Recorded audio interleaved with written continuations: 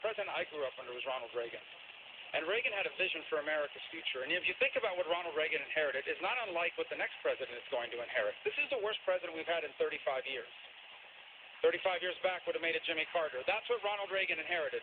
And I think the question you would ask is, how did you inspire, again, the American people to believe in the future? What did it take to ensure that the American people, despite all of the difficulties of the time, you know, you look back at that time, the American military was in decline, our standing in the world was in decline, we had hostages being held in Iran, our economy was in bad shape. The American people were scared about the future.